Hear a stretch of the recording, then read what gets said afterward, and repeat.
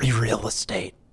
In this video, I'm going to create a city from scratch, starting with $0 in the brand new Cities Skylines II. Naturally, all cities have required money to start building, but instead, today I'm going to utilize an elaborate Ponzi scheme sponsored by the state in order to create a city that legitimately begins from $0 with absolutely no cheating. It took me over 2 in-game years and running my computer for 14 hours straight, but I was able to generate tax revenue out of nothing. Before I get started with all that, this video is sponsored by Paradox for Cities Skylines II, which is releasing on October 24th.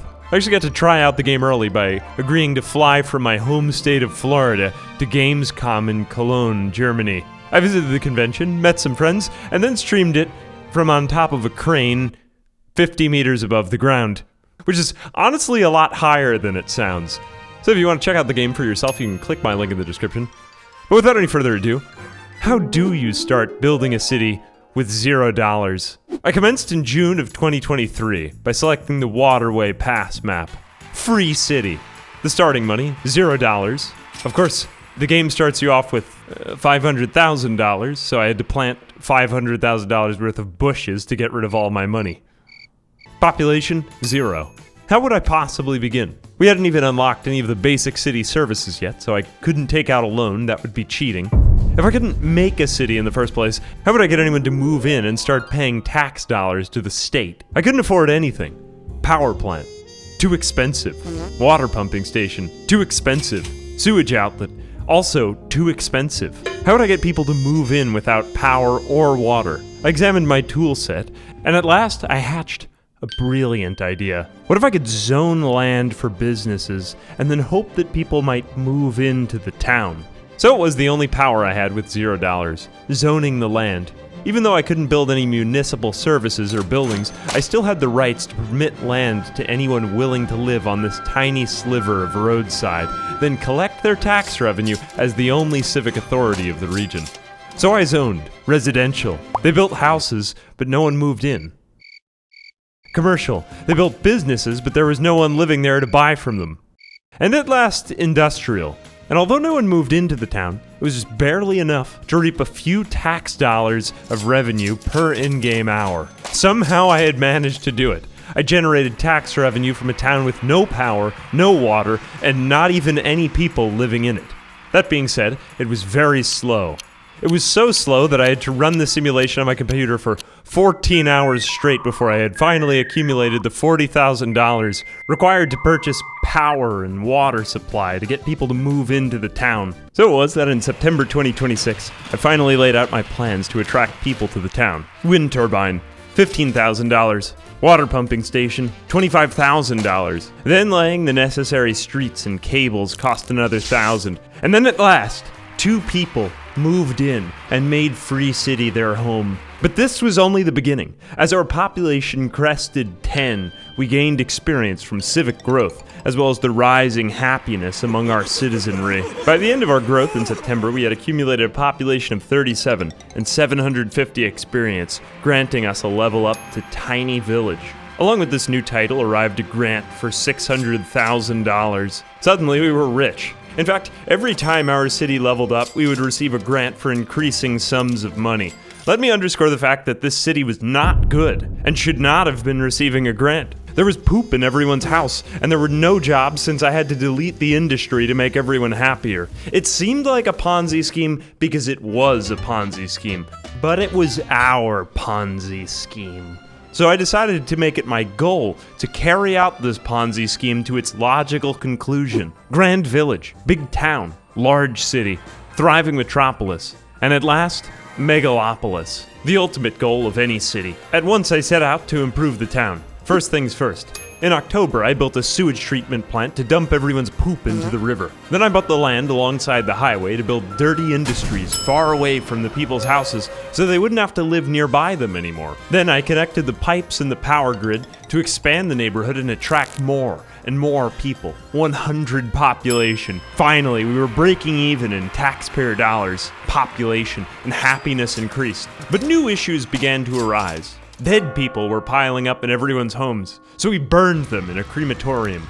Everyone was happy that I got rid of the dead people, so the town leveled up even more, and we received even more grant money from the state as our town leveled up.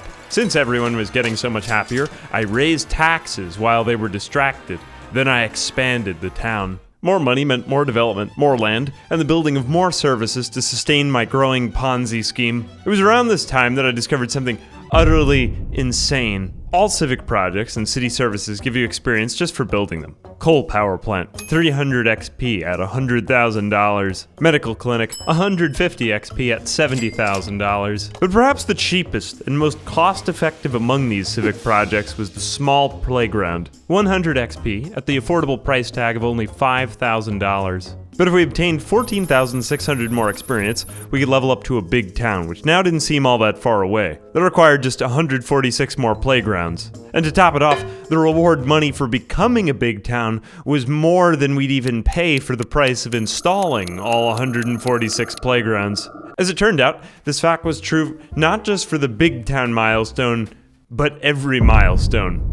So at this time, I decided to stop building a city altogether and just fully committed myself to building only playgrounds and buying more land to build more of them. 146 playgrounds from busy town to big town. 190 playgrounds from big town to great town. 240 from great town to small city.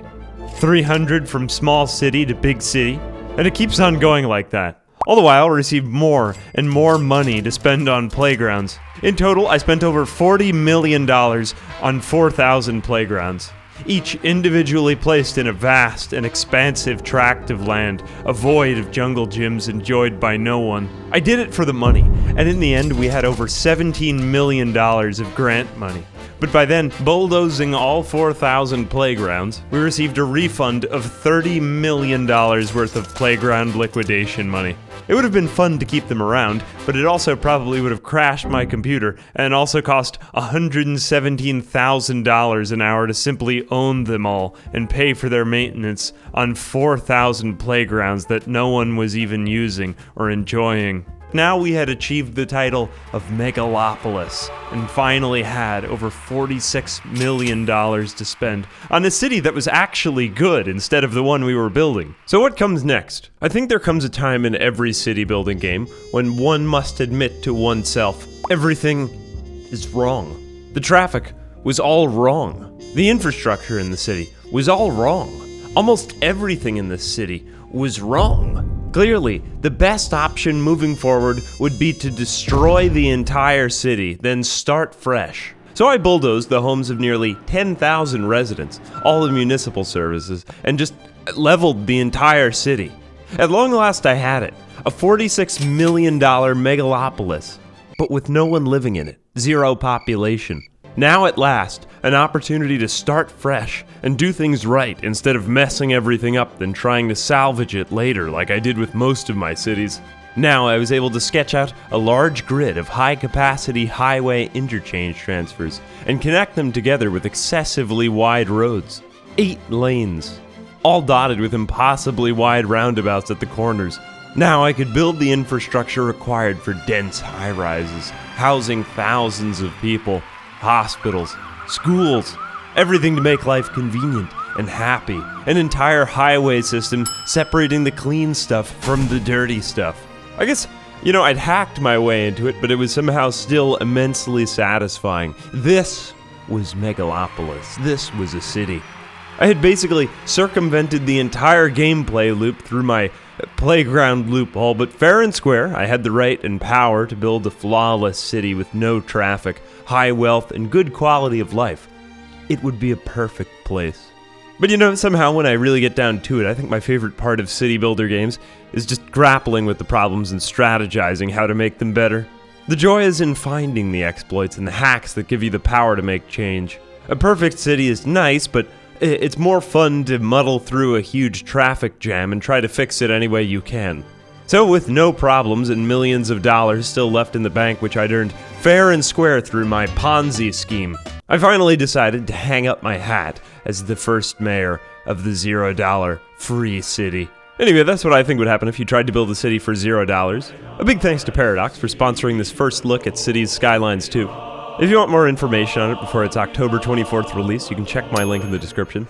I'm Ambiguous Amphibian. A big thanks to my patrons who keep sending me more grant money to build more playgrounds for no one. Until next time.